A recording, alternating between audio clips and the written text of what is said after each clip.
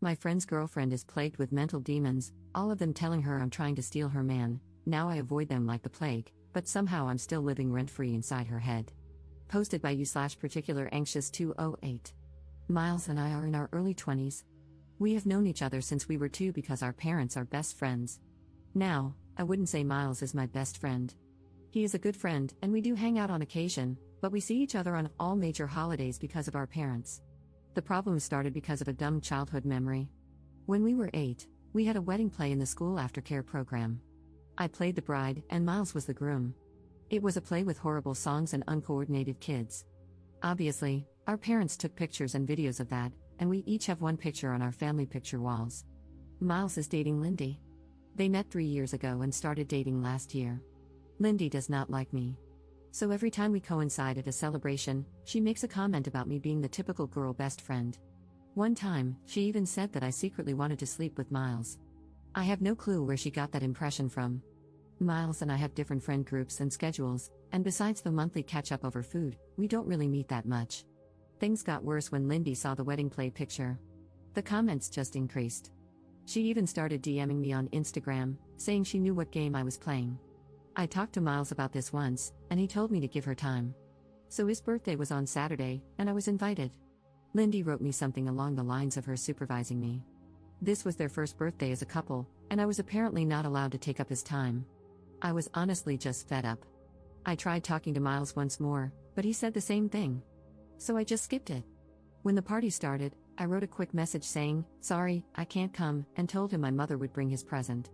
Now he's upset with me for missing his birthday. Lindy is mad that I made it all about myself, and my parents are upset that I missed a family function. Edit. I didn't show anyone the messages because I didn't want to make more out of this than it is. I didn't want to turn anyone against Lindy, especially since she's a new fixture in Miles' life. That would just make things more difficult for both of us. I thought that talking about it might be the more mature thing to do.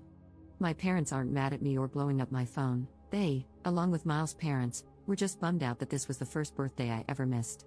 As for why she's jealous, I have no idea. Neither of our parents ever wanted us to get together. There were never any jokes or anything about it. I think they'd also never want that. The wedding play picture is in the living rooms because they loved it, and it was our first play. Update 11 days later. I'll update you on the first part and clarify some things later. After my post, I talked to Miles. At first, he was kind of mad and thought I had been blowing things out of proportion. We came to the conclusion that we should distance ourselves while he figures things out. Mainly because I didn't want the added stress of petty drama. Then I talked to my parents and explained to them what was going on. They were really upset by how Lindy treated me. Obviously, they weren't going to get involved, but it was nice to get that off my chest. Then, nothing else happened until Tuesday evening. Wednesday was a holiday, so some of my friends took the opportunity to go to an Irish pub to do karaoke. At some point, my best friend and I went to the bathroom to pee and touch up our makeup. Then Lindy and some of her friends walked in and kind of cornered us. It wasn't pretty. They started loudly talking about man-stealing beaches and how some women were just born to be homewreckers. They talked about how pathetic it is to pretend to be a guy's friend just to sleep with him, and how pick-me girls are the worst. They kept edging us physically into the area by the hand dryers while pretending we weren't there. My best friend eventually had enough and just pushed through them, pulling me behind her. We were almost back at our table when Lindy came up behind me and pulled my hair, causing me to fall backward onto a metal footrest. It hurt so much that I started to see white. Then a girl next to Lindy poured beer on me. I can't really tell you what happened after that, but there was a scuffle, and someone dropped one of those heavy pint glasses on my head. Lindy and her friends were taken away by the police, and I was taken to the hospital. My parents were furious, as were Miles' parents. They both came to the hospital. I was severely concussed, my nose was fractured, and the worst thing is that I have a hairline fracture in my back. I stayed in the hospital until yesterday morning. Miles tried calling me several times, but my parents told him not to visit me right now. I did get an official notice stating that there's now a legal case against Lindy and one other girl for assault and public disturbance in the bar. So now I'll have to deal with all that legally. I finally talked to Miles. Long story short, those of you saying Lindy isolating him was a sign of an abusive relationship were right. He told me all the things she said to him to make him feel awful. She would freak out about anything in her life and take it out on him. She would scratch and bite him when she was mad. Our talk ended with both of us crying and apologizing. We're going to be closer again. At least we can talk about these things more openly. He broke up with her and is staying at my parents' house. So that's it for now. Second update 3 months later. I'll update immediately and go into details later. An official court date has been set for my case against Lindy. It took 2 months to get, and it's still some months away, but at least it's something.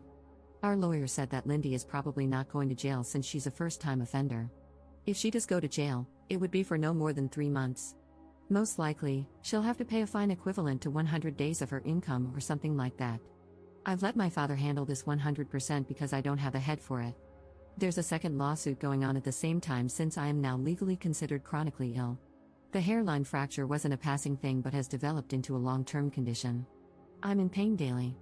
Not every day is terrible, but not a day passes where I'm not at least at a 2 on the pain scale.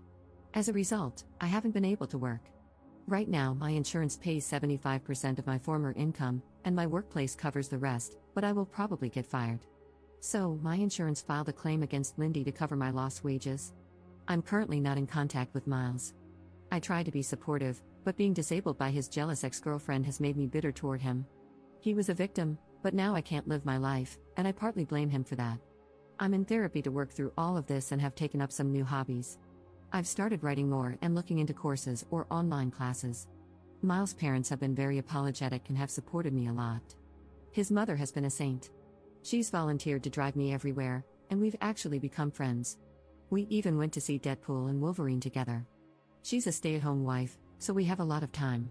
One of Lindy's friends reached out through my lawyer, offering to testify against her. She also sent a letter apologizing. To make a long story short, Lindy had told them that I was bullying her and that Miles had already cheated on her with me once before.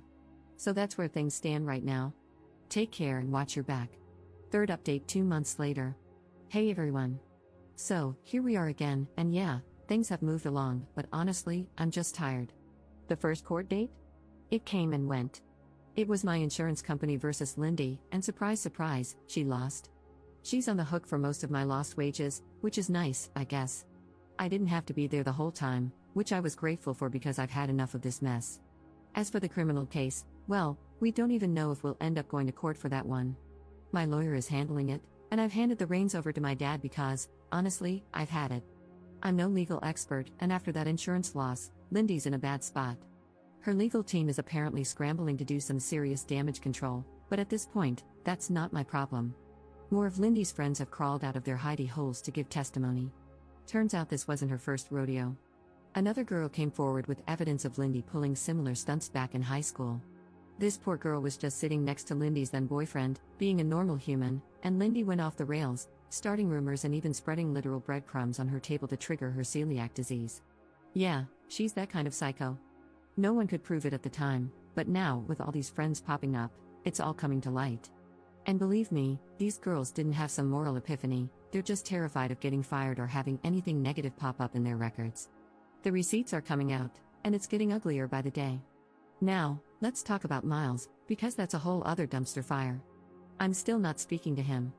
Turns out he's known for a while that Lindy was threatening him with bad things if he didn't cut me off and make his parents stop talking to me. And this idiot laughed it off, thinking she meant breaking up with him or something. But no, she was dead serious. She even started stalking me and one of his cousins. She made a fake profile and was sending cryptic messages to his cousin. What did Miles do? He talked her down. Yeah, that's it. She kept giving him ultimatums, and he just rolled with it. So, yeah, I'm even angrier at him now. He knew she was unhinged and didn't do a damn thing about it. He let her spiral while I got dragged through the mud. His dad finally got involved and dragged him to the police, where they filed reports about all the crap Lindy pulled. They have evidence now from the stuff with his cousin and even photos from when Lindy got physical with him. So, at least something's happening on that front, but it's too little, too late if you ask me. As for Lindy, well, she's gone radio silent. Except for TikTok, of course. My friends keep sending me her cringy videos, and it's honestly kind of disturbing. She's acting like nothing's happening, like her whole life isn't unraveling. She's got a new boyfriend now, and they're making those awful lip-sync videos together. I think she's living at his place, but who knows? Maybe her parents cut her off. Wouldn't be surprised. Oh, and the guy? Yeah, one of my friends looked him up. Let's just say he fits right into her pattern. As my grandma would say, there's a lid for every pot. On the health front, still nothing good to report. My pain hasn't improved, and I'm now waiting for a surgery appointment, which looks like it'll be early 2025. The pain is radiating to my left hip now, which is just great. I feel like that sad little dog from the Black Cauldron. But, hey, silver lining, I've made friends with a few of the nurses who work with me. One of them braids my hair, which is kind of sweet. I'm also seeing a physiotherapist regularly, mostly for massages at this point. It helps, but some days I feel like I'm just patching myself together with duct tape. The therapist suggested I start doing pool exercises, so now I'm in an aqua aerobics class for seniors. No, there isn't a disability-specific class in my town, and frankly, I didn't feel like looking too hard. The old ladies are a riot, though. Well, except for one who always looks miserable, but honestly, I'm not one to talk. One piece of good news, I finally got approved for a wheelchair. So, at least I can go out with my friends without feeling like my body is falling apart after an hour. I've also been taking a few university courses for fun and playing way too much Fallout. So, there's that. And that's where we are. It's still a mess, but I'm just doing what I can to get through it. Thanks for sticking around, I guess. Fourth update 5 months later. Hi, everyone. Things have finally settled enough for me to share an update. The court case is over. Lindy was sentenced to actual prison time, with none of it suspended. She also has to pay restitution for my medical expenses, lost wages, and pain and suffering. The court didn't miss a thing. They went through all the evidence, testimonies, and even the messages, and it was clear who was at fault. I cannot tell you how much of a relief it is. During the trial, Lindy claimed I had been bullying her and that I planned the pub incident to ambush her in the bathroom where there were no cameras. She said I struck first. 2 of her friends backed her up, but the third one, who was also part of the attack, ended up telling the truth to avoid harsher punishment. It was obvious their stories didn't line up, and when the outside CCTV footage and witnesses from the pub were brought in, her whole narrative fell apart. The court didn't buy it, especially with all the messages Lindy had sent me before the incident.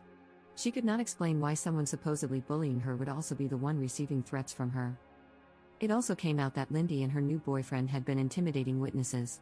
He even messaged me on Instagram, trying to get me to say something incriminating or admit to something I didn't do. At first, I didn't realize who it was, so I replied briefly, but once I figured it out, I stopped immediately. Thankfully, I had already handed over everything to my lawyer, so it was documented. Watching her lawyer try to frame her actions as acting out under stress while knowing she was tampering with the case was surreal. There was a moment outside the courtroom where my parents and Lindy's parents talked. It wasn't an argument, but it was uncomfortable. My parents pointed out how everything presented in court made it clear what Lindy had done. Lindy's parents didn't argue back, but they seemed completely out of their depth.